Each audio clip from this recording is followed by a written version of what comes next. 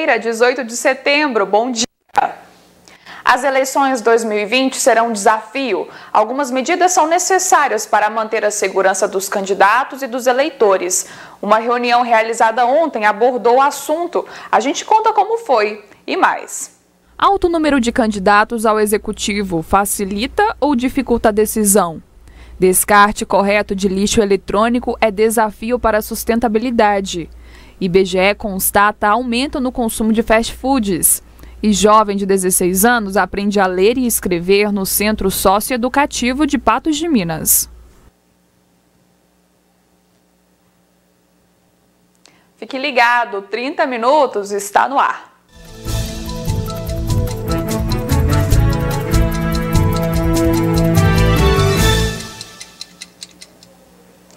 O lixo eletrônico e o seu descarte incorreto protagonizam debates no Brasil e no mundo. Com a inovação tecnológica, alta produção de insumos e rotatividade de consumo, o número de resíduos aumenta a cada ano de forma explosiva. O desafio é encontrar soluções sustentáveis para o problema. Em 1879, o inventor norte-americano Thomas Edison registrou a patente da lâmpada elétrica. A partir daí, surgiram outras tecnologias e produtos eletrônicos com vida útil longa. Entretanto, anos depois, por estratégias de incentivo à compra de novos produtos e pelos aperfeiçoamentos desses materiais, ao longo dos anos, criou-se uma contradição. Ao mesmo tempo que os aparelhos são melhores, são também mais frágeis e fáceis de danificar. O fato é o seguinte, a evolução dos componentes, ela fez com que os componentes cada vez se tornassem menores, né? Então, um componente, antigamente, que a gente tinha 1 centímetro, né? Hoje em dia ele é só um pontinho, muito pequenininho. E essa questão da diminuição do tamanho dele fez com que ele se tornasse muito mais frágil, né? Muito mais sensível à variação de temperatura e também muito mais sensível a variações de umidade, né? Então, os componentes hoje, eles são muito mais sensíveis por causa disso. Em contrapartida, eles são muito mais rápidos, né? E muito mais baratos de serem fabricados. Com isso surge outro problema. Cerca de 42 milhões de toneladas de lixo eletrônico são produzidas todos os anos e despejadas em lixões de países subdesenvolvidos. O descarte incorreto prejudica o solo e leva anos e anos para se decompor. Em Patos de Minas, por exemplo, não existem pontos de descarte de materiais eletrônicos como seria necessário, mas algumas empresas recolhem esses materiais e fazem uma separação adequada para cada um. Para resolver esse problema aqui na região, a gente começou a pegar esse material, né, porque quando vai para um aterro sanitário ou fica a céu aberto, essas placas né, de resíduo eletrônico contaminam muito o solo. Né? São materiais pesados que vai para o solo e contaminam o nosso solo. A gente recebe o material eletrônico, separa ali o que é reciclável, né, a sucata, o metálico, o plástico, separa esse material junto com o nosso material, né, para a gente destinar para as fábricas, pega esse eletrônico, essas placas eletrônicas, e aí a gente destina para o pessoal que trabalha com esse tipo de material ali em Uberlândia ou lá em Uberaba. Fazer a manutenção desses aparelhos corretamente e saber como utilizá-los pode ajudá-los também a durar mais tempo. No caso de aparelhos celulares, por exemplo, itens de proteção e outros cuidados melhoram a vida útil do produto. É sempre usar películas, né, películas de proteção. Nós hoje em dia nos nossos celulares a gente tem essas películas de vidro, é sempre bom. Sempre usar a capinha. Alguns celulares hoje em dia eles já vêm com proteção, né, contra umidade, nem sempre proteção contra a água, mas proteção contra a umidade. E procurar também não usar o telefone quando ele está carregando, né, porque a bateria esquenta demais e isso pode danificar os componentes, né. A agência da Caixa em Patos de Minas, localizada na rua Legário Maciel, assim como outras 770 em todo o Brasil, abrirão amanhã das 8 às 12 horas. Os beneficiários nascidos em janeiro poderão sacar o auxílio emergencial em dinheiro e os trabalhadores nascidos em maio poderão retirar em espécie os valores referentes ao saque emergencial do FGTS. Ao todo, os benefícios somam 5,8 bilhões de reais. Segundo a Caixa, todas as pessoas que procurarem atendimento durante o funcionamento das agências serão atendidas. Não é preciso chegar antes do horário de abertura. A seguir, alto número de candidatos ao Executivo facilita ou dificulta a decisão. E reunião é realizada para tratar de diretrizes de segurança para o pleito. Agora 11h36.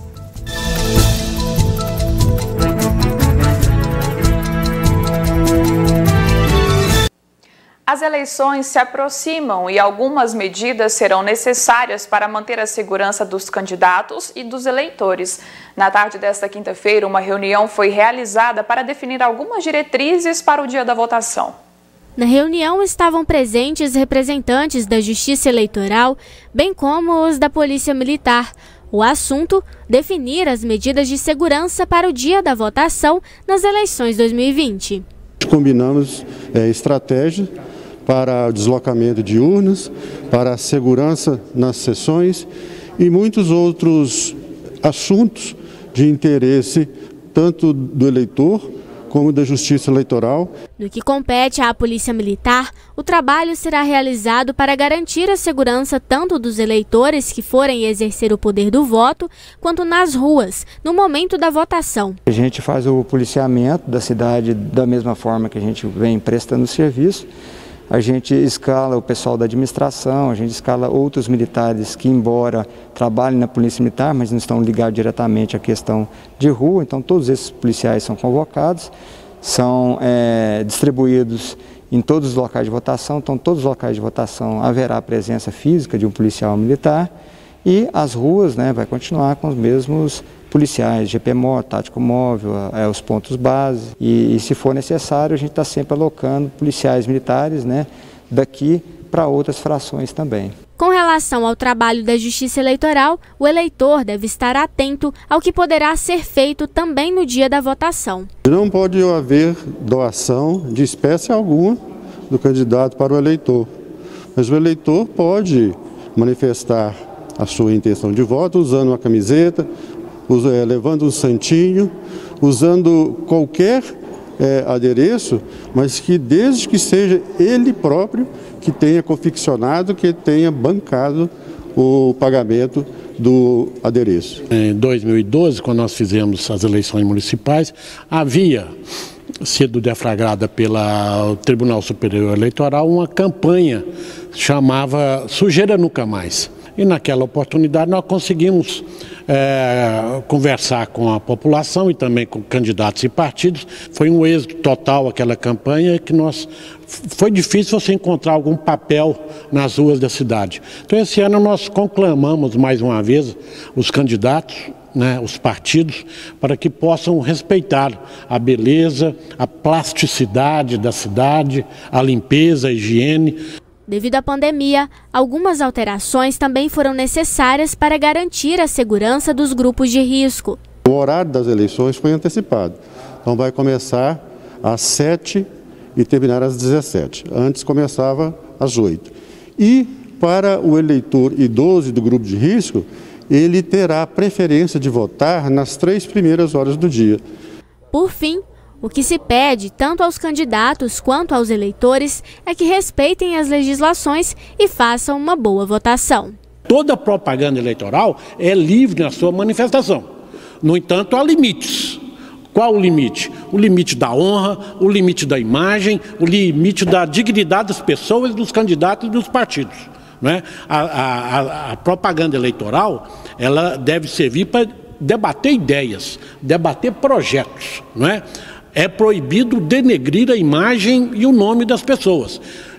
A pessoa e também o candidato que usar, replicar essas informações, replicar essas publicidades e propagandas, ele também vai responder. Então responde quem produziu e quem replicou, quem repassou. A eleição vai ser atípica. Os candidatos e eleitores terão que manter distanciamento e tomar outras medidas necessárias para evitar a transmissão da Covid-19. Atípica também porque é a primeira na história com 8 candidatos disputando a Prefeitura de Patos de Minas. Terminaram as convenções partidárias para que pudessem ser apontados candidatos a prefeitos, vices e a vereadores no Brasil. Em todo o país, a campanha será atípica devido à pandemia de Covid-19. Eleição atípica em Patos de Minas também, porque é a primeira na história com 8 candidatos disputando a prefeitura. Na primeira disputa à Prefeitura de Patos de Minas, em 1947, 2 se candidataram, Vicente Pereira Guimarães e Dr. Sebastião da Silva Coutinho. De lá para cá, esse número variou. Nós tivemos algumas eleições que esse número ele ampliou um pouco mais, né, de 2 ou 3. Tivemos eleições até com 6 candidaturas majoritárias.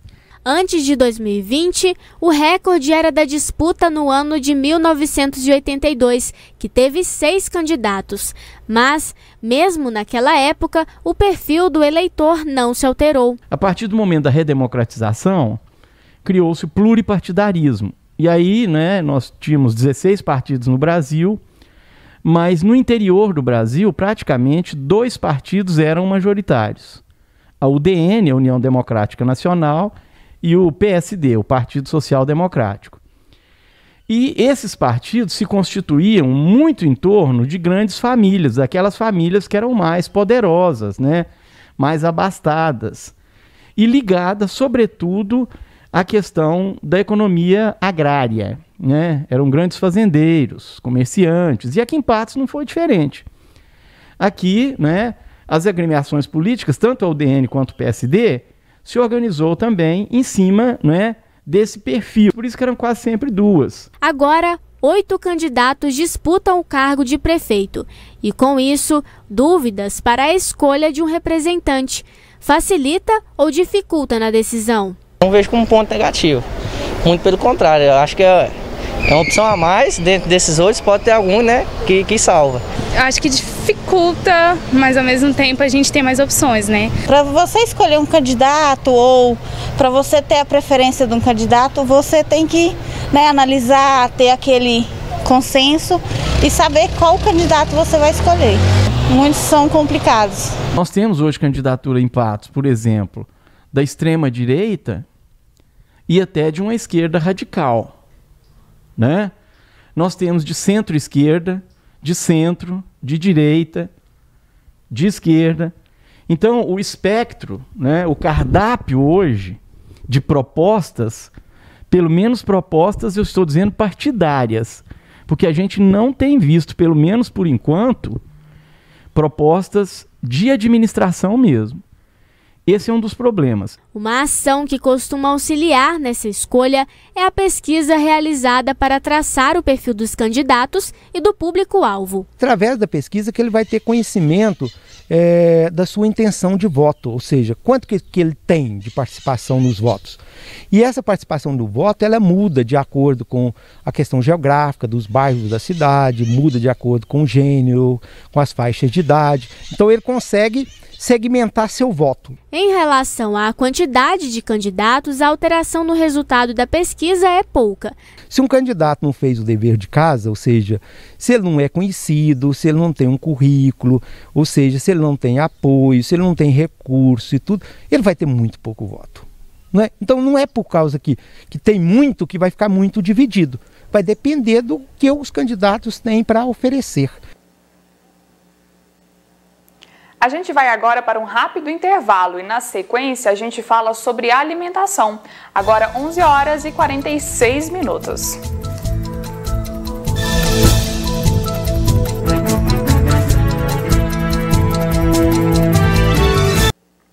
Minas Gerais chegou hoje a 265.185 casos confirmados de coronavírus e 6.574 óbitos. Os dados são da Secretaria Estadual de Saúde. Em Patos de Minas, segundo o painel coronavírus, 2.117 casos foram registrados até o momento. O número de óbitos na cidade é 53. O arroz e o feijão, acompanhados de alguma proteína animal, continuam sendo o carro-chefe da dieta brasileira, segundo números da pesquisa Orçamentos Familiares do IBGE. No entanto, segundo o Instituto, nos últimos anos houve uma pequena redução no consumo desses alimentos e aumento na ingestão de fast foods. Camila, Júlia e Maria Luísa, 3 adolescentes na faixa etária de 13 a 15 anos. De um lado, as que se alimentam corretamente e optam por uma refeição balanceada. Do outro, a que come de tudo e não se preocupa tanto assim se é saudável ou não. No café da manhã eu como pão, esses trem. Aí no almoço como arroz, carne, saladas, como um pouco besteira, né? Agora eu tô comendo pouco, tipo assim, um pouquinho de arroz, um pouquinho de feijão, uma salada, carne. Come de tudo, sanduíche, pizza, sorvete, come o dia todo, a semana toda. Pelo levantamento feito pelo IBGE na pesquisa de orçamentos familiares, a frequência de consumo de arroz ainda é predominante, mas caiu de 82,7% para 72,9%. A do feijão teve queda de 72,1% para 59,7%. E a de carne bovina de 43,8% para 34,6%. A de frutas também se reduziu de 45,4% para 37,4%. Na contramão dessa tendência, a frequência de ingestão de sanduíches. Infelizmente, esse tipo de alimentação, industrializada, com poder inflamatório, é muito usada nos nossos jovens, na adolescência.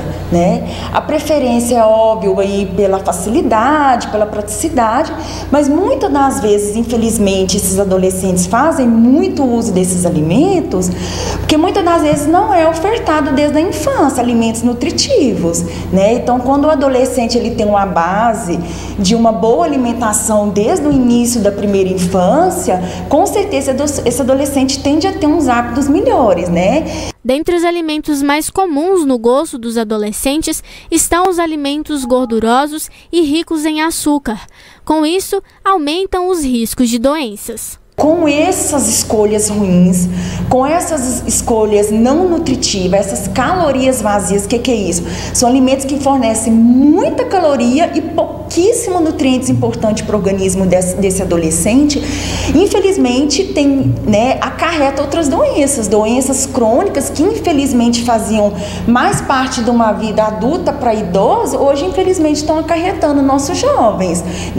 A gente tem aí adolescentes com tudo muito alterado, já chega o adolescente infelizmente com teor de colesterol, glicose alterada, que infelizmente nessa fase da vida não era para ter. Então, com sobrepeso, obesidade, inclusive nossos adolescentes e jovens estão muito obesos, o que infelizmente vai acarretando outras doenças. De acordo com a nutricionista, muitos especialistas e empresas já se preocupam com essa alimentação, principalmente a dos jovens, e já oferecem produtos mais saudáveis, mesmo em fast foods. Da mesma forma que tem os deliveries com os alimentos calóricos, hoje a gente já encontra muito essa linhagem de alimentos com ofertas com menos redução de açúcar, farinhas brancas, que trabalha essa dinâmica aí, atendendo esse público da adolescência infantil que gosta tanto de alimentos calóricos, porém com ingredientes mais saudáveis. No dia a dia, uma alimentação o máximo possível nutritiva, o básico funciona, e deixar de lado esses alimentos mais industrializados, ricos em açúcar, de uma forma bem mais esporádica. A clínica e laboratório Mais Exames conta com mais de 10 especialidades médicas, cardiologia, ortopedia, clínico geral, entre outras. E agora conta também com o Dr. Carrel, médico cirurgião geral. Ligue e agende seu horário, 3814-1616 e 99862-1615. Praça Santana, 153 Centro, em frente ao Mercado Municipal.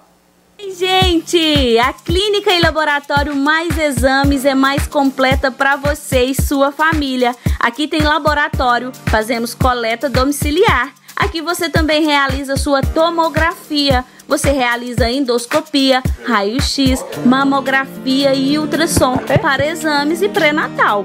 Na Mais Exames realizamos também exames do coração, como eletro, mapa, Holter, teste ergométrico e ecodoppler.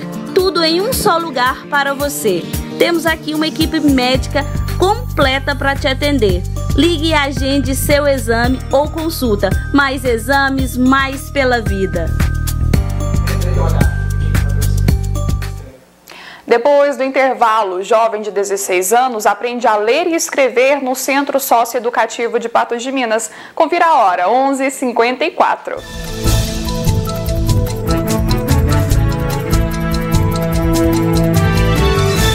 A alfabetização é um grande desafio no Brasil. A gente mostra agora a história de uma adolescente de 16 anos que conseguiu o feito enquanto estava internado no Centro Socioeducativo em Patos de Minas.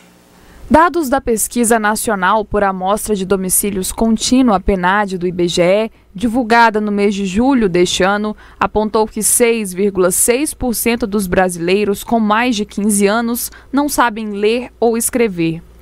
Em números reais, isso representa 11 milhões de analfabetos, um verdadeiro desafio para um país que enfrenta problemas para ensinar o beabá e a leitura. Para crianças, o processo chega a ser mais natural, mas para jovens e adultos, aprender a ler e a escrever é um verdadeiro marco, um motivo para comemoração. Um adolescente de 16 anos, interno do Centro Socioeducativo de Patos de Minas, celebrou recentemente essa conquista. O jovem ingressou na unidade semi-analfabeto, escrevia o próprio nome e reconhecia algumas letras, e foi feito um trabalho individualizado com ele, onde a professora identificou as dificuldades e trabalhou em cima delas, aproveitou-se do entusiasmo desse adolescente para poder fazer um trabalho mais efetivo, né, onde vemos o resultado no que ocorreu. E não só, né, esse trabalho escolar foi realizado com esse adolescente, tivemos uma modalidade de curso profissionalizante com um tema de empreendedorismo, onde ele foi inserido e motivou a estudar mais, a se empenhar mais para poder minimizar essa dificuldade que ele tinha. Devido à pandemia, o jovem começou a ter as aulas remotas dentro da unidade e até o dia 4 de julho, quando terminou a sua medida de internação provisória, tinha aprendido a ler e a escrever. As atividades pedagógicas têm acontecido normalmente, através de videoconferência. Anteriormente, elas aconteciam presenciais, onde houve um recesso devido à pandemia e foram retomadas através dessa modalidade de vídeo. Apesar do nosso pequeno acervo de livros aqui, a leitura é muito bem difundida e a gente tem um retorno gratificante desses adolescentes quanto à educação. A educação é obrigatória durante o cumprimento das medidas socioeducativas de internação e provisória. Todos os adolescentes que cumprem medida nas unidades administradas pela Subsecretaria de Atendimento Socioeducativo precisam estudar enquanto cumprem a medida. O nosso trabalho gira em torno de adolescentes em conflito com a lei. Esses adolescentes são internados no centro, né, onde temos uma equipe multidisciplinar que trabalha vários eixos, né, sendo educação, profissionalização, saúde, entre outros, né? E o principal foco desse trabalho é a responsabilização dos atos, né? Então, para esse adolescente ser inserido com efetividade no convívio social. O acompanhamento pedagógico é um direito fundamental que é garantido dentro do centro socioeducativo, que a educação é um dos eixos que trabalhamos aqui, né, juntamente com a equipe multidisciplinar. E a escola é um campo ilimitado, né, para a construção de conhecimento, relação social, civilidade.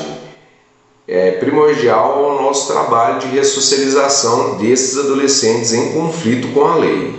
E os estudos costumam dar bons resultados.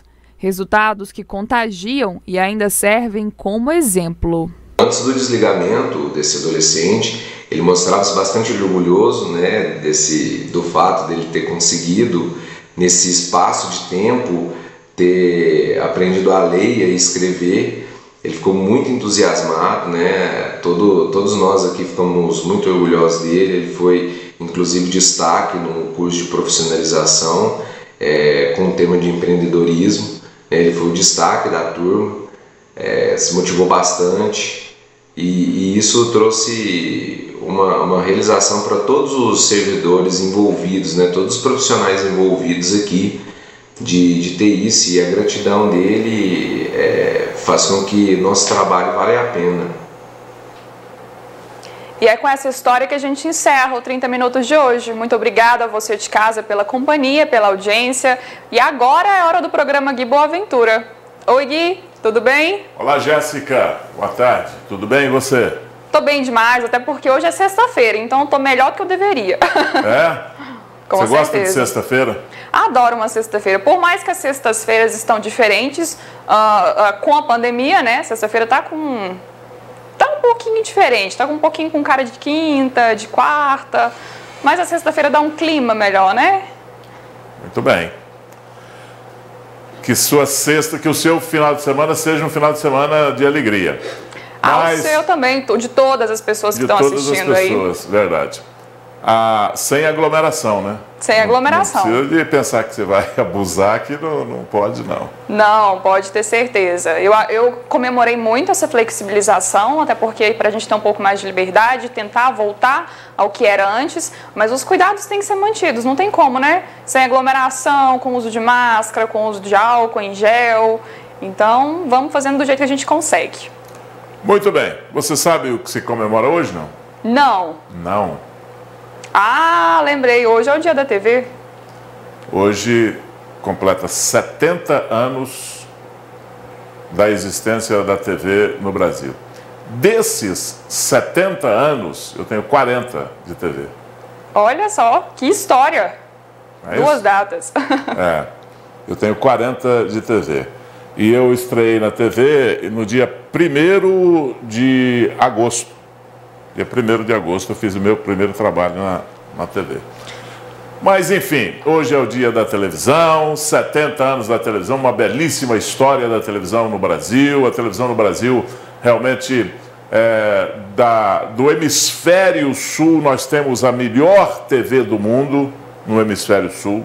Nós temos indiscutivelmente a melhor TV, o melhor jornalismo, né, os melhores profissionais, os melhores feitos, né? Então é bom fazer parte dessa história da TV. E essa semana nós estamos comemorando uma outra coisa que é preciso da gente lembrar também, faz parte da história do Brasil, e aqui na nossa região nós temos muita gente para homenagear, que é a Semana Farroupilha, né? No Rio Grande do Sul. A Revolução Farroupilha, no Rio Grande do Sul, que é comemorada no dia 20, domingo próximo, dia do Gaúcho. Olha só, semana de comemorações. E da TV, então, por sinal... E hoje nós vamos homenagear essa história no nosso programa, aqui, musicalmente falando. Tá certo, dona Jéssica? Certinho, Gui. Vou assistir ali agora, então. Então, vai lá. Um abraço para você, bom fim de semana. Para vocês também. Até.